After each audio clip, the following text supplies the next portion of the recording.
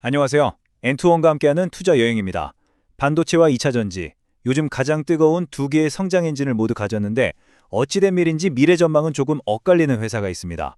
오늘 깊이 파헤쳐볼 기업, 바로 KN솔입니다.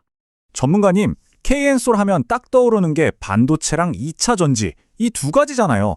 그런데 2025년 실적 전망치를 보니까 아니 글쎄 영업이익이 80% 넘게 곤두박질 친다고 나와 있거든요. 이렇게 좋은 사업을 하는데 왜 이런 전망이 나오는 건지 오늘 이 미스터리를 좀 풀어봐야겠습니다. 네, 맞습니다.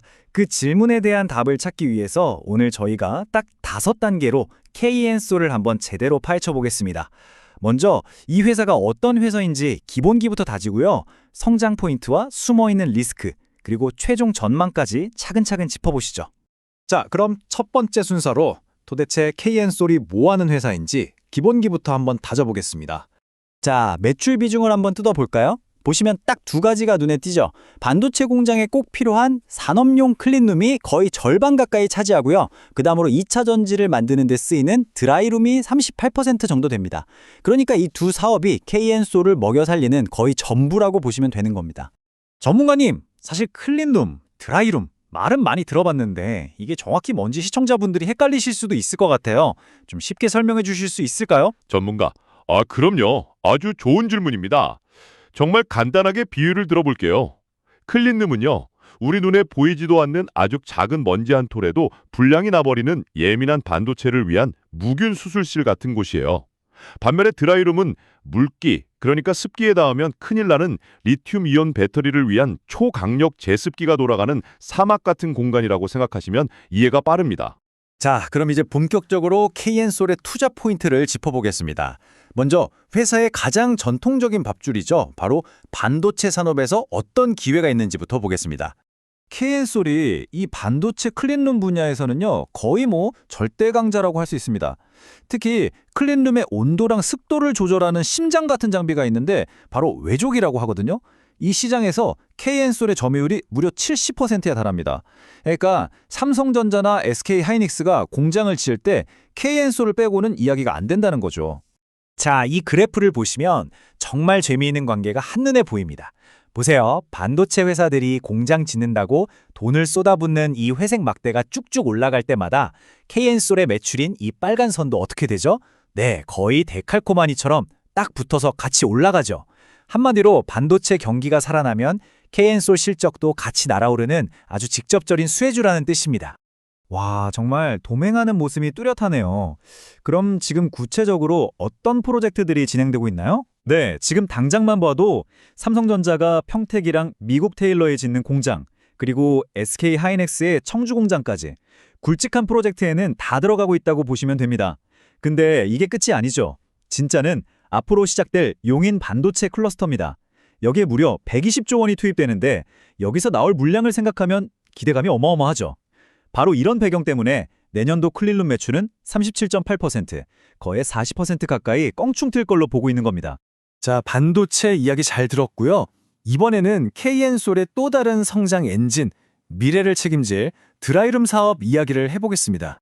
이 드라이룸 사업 시작한 지 그렇게 오래되지도 않았는데 지금까지 따낸 수주액만 누적으로 자그마치 1조 원입니다. 1조 원. 이건 단순히 국내용이 아니라 글로벌 시장에서도 KN솔의 기술력이 통하고 있다는 아주 강력한 증거죠. 와, 1조 원도 대단한데 특히 최근에 있었던 폭스바겐과의 계약이 완전 사건이었다면서요? 네, 맞습니다. 이건 정말 KN솔의 역사를 바꿀 만한 계약이라고 해도 과언이 아닙니다.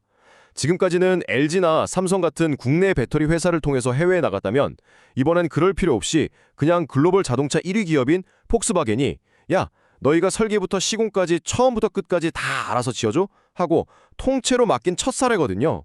이걸 턴키라고 하죠. 이 계약 하나로 KN솔은 이제 세계적인 기업들과 어깨를 나란히 하게 된 겁니다.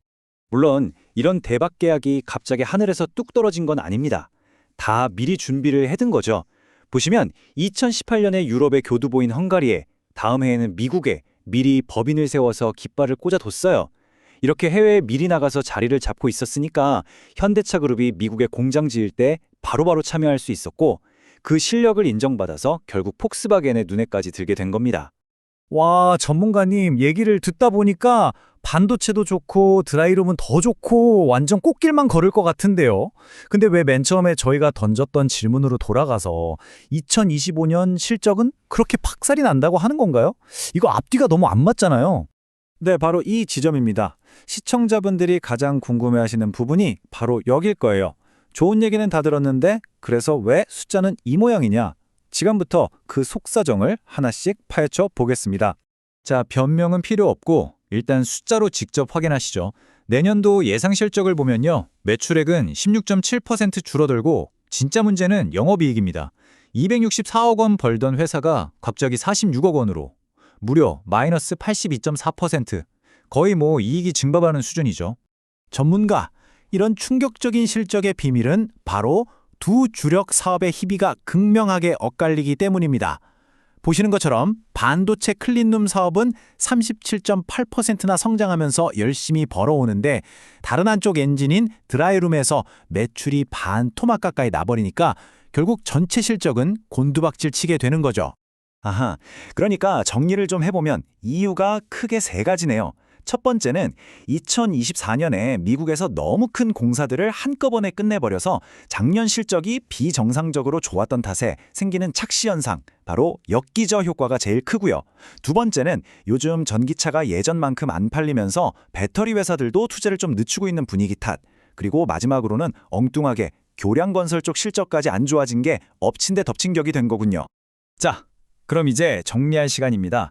좋은 점과 나쁜 점을 다 들어봤는데 이 두 가지를 저울 위에 올려놓고 KN솔의 미래를 한번 전망해 보겠습니다. 네, 이건 반드시 단기적인 관점과 장기적인 관점을 분리해서 봐야 합니다. 솔직히 말씀드리면 단기적으로 내년, 내후년까지는 좀 힘든 보릿고개가 될 수 있습니다. 반도체가 아무리 선방해도 드라이룸에서 생긴 큰 구멍을 다 메우긴 어려울 거예요. 하지만 시야를 좀 더 길게 본다면 이야기는 달라집니다. 반도체라는 든든한 캐시카우가 버텨주는 동안 이번에 성공한 폭스바겐 계약을 명함처럼 내밀면서 또 다른 글로벌 대형 계약을 따낼 가능성은 충분히 열려 있다고 봅니다. 그래서 KN솔 투자의 핵심은 딱 한 문장으로 정리할 수 있습니다. 반도체 사이클이라는 따뜻한 온기가 식기 전에 폭스바겐 다음 타자인 새로운 글로벌 드라이룸 수주라는 낭보를 들려줄 수 있느냐. 바로 이 시간과의 싸움이 핵심 관전 포인트가 될 겁니다. 네, 좋습니다. 그럼 오늘 이야기 머리에 쏙 들어오게 딱 세 줄로 정리해드리겠습니다. 첫째, KN솔은 돌아온 반도체 호황의 수혜를 온전히 누릴 수 있는 국내 클린룸 시장의 절대 강자다. 둘째, 이제는 글로벌 시장에서도 통한다. 폭스바겐 계약으로 세계적인 드라이룸 기술력을 증명했다. 하지만 셋째, 잘 나가는 두 사업의 엇박자로 인해 단기적인 실적 충격은 피할 수 없는 현실이다. 자, 저희의 분석은 여기까지입니다. 이 이야기를 들으신 여러분은 KN솔의 미래 어떻게 생각하시나요? 단기적인 어려움을 딛고 퀀텀 점프를 할 회사일지 아니면 이 어려움이 생각보다 길어질지 여러분의 날카로운 분석을 댓글로 공유해 주세요. 오늘 내용이 투자에 도움이 되셨다면 잊지 마시고 좋아요와 구독 버튼 꾹 눌러주시면 정말 큰 힘이 됩니다. 그럼 저희는 다음 시간에 더 알찬 분석으로 돌아오겠습니다. 고맙습니다.